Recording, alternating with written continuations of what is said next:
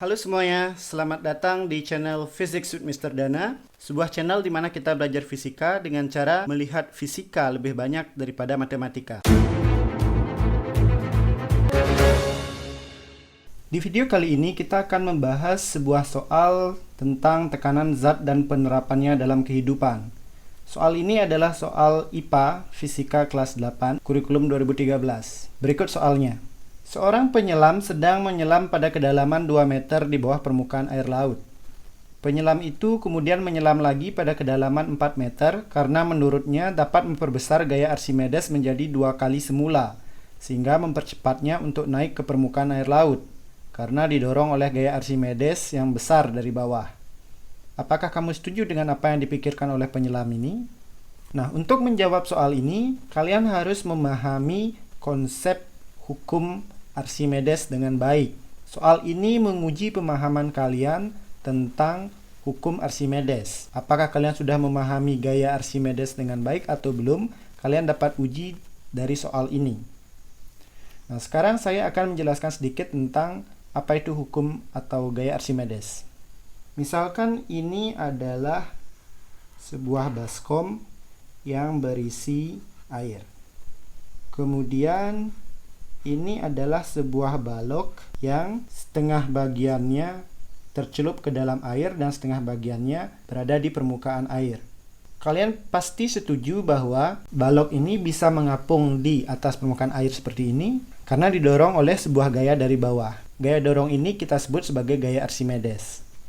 Nah, orang sejak zaman dahulu sudah mengetahui bahwa jika kita letakkan benda atau sesuatu di air atau di zat cair, maka benda itu akan mengalami gaya dorong yang arahnya ke atas.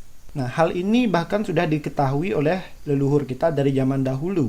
Nah, ini bisa kita buktikan dari kebiasaan yang mereka lakukan ketika menyeberangi sungai dengan menggunakan rakit ataupun gelondongan kayu, karena mereka tahu bahwa ketika sebuah benda diletakkan di dalam air, maka benda itu akan mengapung karena mendapatkan gaya dorong dari bawah. Gaya dorong yang disebabkan oleh air ini. Namun leluhur kita belum mengetahui bagaimana cara menghitung besarnya gaya dorong itu. Kemudian faktor-faktor apa saja yang mempengaruhi besar kecilnya gaya dorong itu. Nah, seorang ilmuwan yang bernama Archimedes berhasil menemukan seberapa besar gaya dorong ke atas yang diberikan oleh zat cair itu. Archimedes kemudian menyebut gaya dorong ke atas itu sebagai gaya Archimedes. Beliau juga berhasil menentukan sebuah persamaan yang bisa kita gunakan untuk mengukur atau menghitung besar kecilnya gaya Archimedes yang terjadi.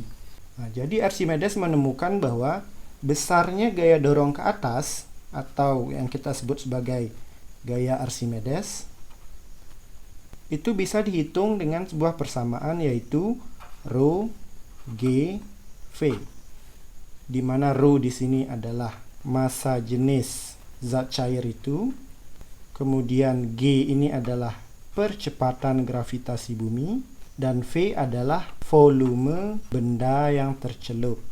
Nah, dari persamaan ini atau dari rumus ini, kita bisa melihat bahwa besarnya gaya dorong ke atas atau gaya Archimedes yang diberikan oleh zat cair itu tergantung dari 3 faktor. Pertama, massa jenis zat cair itu.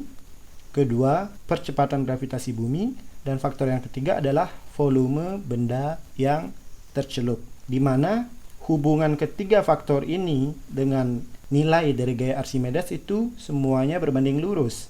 Yang artinya bahwa jika kita besarkan atau tingkatkan nilai dari salah satu faktor ini, maka gaya Archimedes juga akan meningkat. Sebagai contoh, misalkan massa jenis zat cair yang saya gunakan itu menjadi 2 kali lipat dari massa jenis sebelumnya, maka gaya Archimedesnya juga akan menjadi 2 kali lipat. Begitupun jika volume benda yang tercelup berubah menjadi 2 kali lipat, maka gaya Archimedes juga akan menjadi 2 kali lipat. Begitupun sebaliknya, jika volumenya menjadi setengah kali lipat, maka gaya Archimedes juga akan menjadi setengah kali lipat. Nah, ini yang kita sebut dengan hubungan berbanding lurus. Nah, hal penting yang perlu kalian pahami di sini adalah bahwa besarnya gaya Archimedes itu tidak bergantung dari volume zat cair, tetapi bergantung dari volume benda yang tercelup. Nah, di sini kita harus hati-hati bahwa V di sini adalah volume benda yang tercelup, bukan volume airnya ini. Artinya apa? Semakin banyak benda yang tercelup, maka gaya Archimedes yang terjadi atau gaya Archimedes yang ditimbulkan juga akan semakin besar. Seperti apa yang disampaikan oleh Archimedes, bunyi dari hukumnya, besarnya gaya dorong yang diberikan oleh zat cair berbanding lurus dengan volume benda yang tercelup. Artinya semakin banyak volume benda tercelup, maka gaya Archimedes akan semakin besar. Nah, setelah kalian memahami konsep dari gaya Archimedes atau hukum Archimedes ini, sekarang kalian bisa menyelesaikan masalah dari soal ini.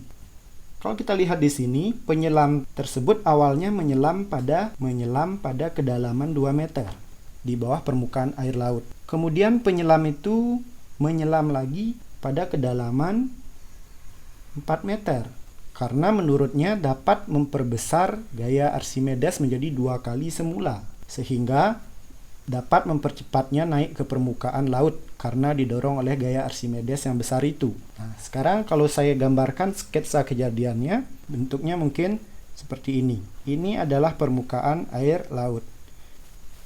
Dan ini adalah penyelam itu. Awalnya penyelam itu berada pada kedalaman 2 meter. Penyelam ini kemudian turun lagi sedalam 2 meter, sehingga total dia menjadi 4 meter dari permukaan air laut.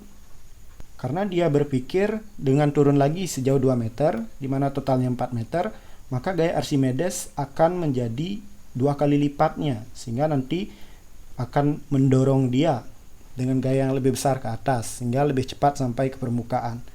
Nah, apakah kalian setuju dengan hal ini?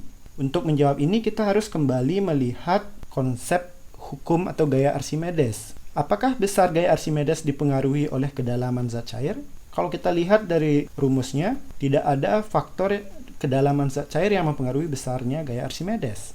Apakah besarnya gaya Archimedes dipengaruhi oleh volume zat cair? Karena kalau penyelam ini turun lagi 2 meter, maka volume air yang menimpanya akan semakin besar. Apakah itu berpengaruh terhadap besarnya gaya Archimedes? Kalau kita lihat dari persamaan ini, V di sini bukan volume zat cair, tetapi volume benda yang tercelup. Ini dia, volume tercelup.